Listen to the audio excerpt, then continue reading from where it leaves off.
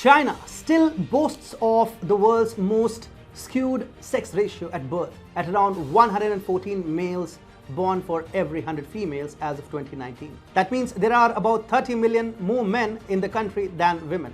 Traditionally, Chinese families under communist rule have always wanted boys as children and not girls. This practice stemmed from the belief that since couples were allowed to have only one child in China until recently, the baby should be a boy and not a girl. Chinese communists are also anti-women. Here's how. Out of the 25 members of the CCP Politburo and its standing committee, only one is a woman. What's worse, women make up only 4.9% of the next 204 most powerful members of the Central Committee. Even among the 90 million CCP members, women constitute just 27.9%. Want to hear more? China's gender gap in labor force participation increased from 9.4% in 1990 to 14.1% in 2020, and Chinese women earn approximately 20% less than their male colleagues. On social media, women are hounded for speaking their minds, a trait that should put any country in the 21st century to shame. So when the Philippines deploys its women soldiers to teach China a lesson, needless to say, Chinese PLA wimps are bound to run off with their tails between their legs, and that's precisely what's happening. Hi and welcome. You're watching TFI Global, the foreign affairs and geopolitical analysis arm of the TFI Media Group. I'm your host Atul Mishra, and in this video, I will tell you how the Philippines' angels of the sea are enough to make Chinese fishing militia run for their lives. Let's begin. The Philippines has devised the perfect antidote for Chinese little emperors who for so long have been having a free run in the waters of the South China Sea and have been intruding into the exclusive economic zone of the Philippines. The Philippines defense establishment has raised an entire contingent to take on China, and the Chinese are already sweating blood. They're fleeing the waters of the Philippines because Filipino women have now been roped in to take on Chinese petrol vessels and fishing militias. Dubbed the Angels of the Sea, the group of 81 women will soon patrol the country's exclusive economic zone, which extends 200 nautical miles off the Philippine shoreline.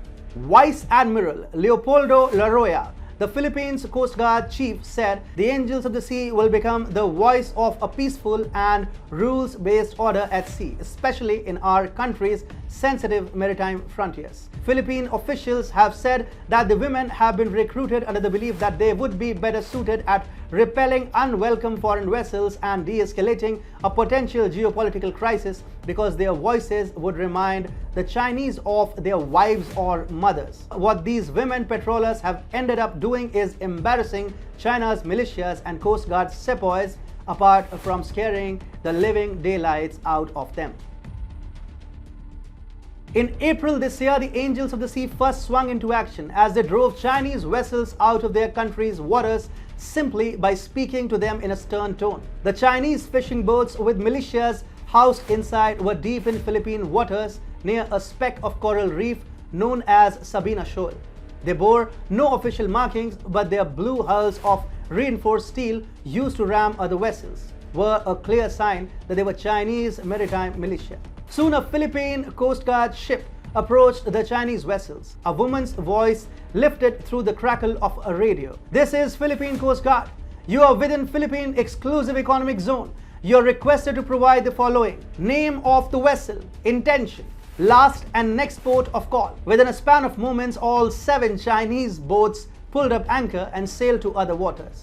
It must be remembered the Chinese vessels do not flee from any area in the South China Sea upon being challenged. However, in this case, upon being asked to simply identify themselves, the Chinese militias swam off like there was no tomorrow.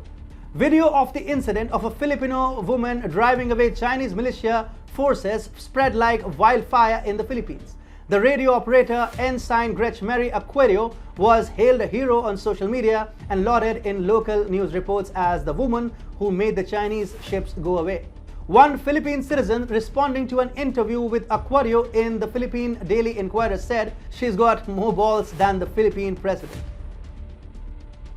Women are treated with disdain in China. The sex ratio of China is really in the gutter. With a deeply patriarchal society where boys are favored over girls, China has found itself in a dearth of women population to the extent that Chinese men have to venture abroad to find themselves partners. On the other hand, the Philippines is trying to empower its women and is tasking them with the most important job that there is, fending off Chinese vessels which try to make their way into the sovereign waters of the country. Rear Admiral Ronnie Gale-Gavan, who came up with the idea for the unit in 2018 after leading anti-piracy operations in the Celebes Sea, said, "This is optimal utilization of their strength.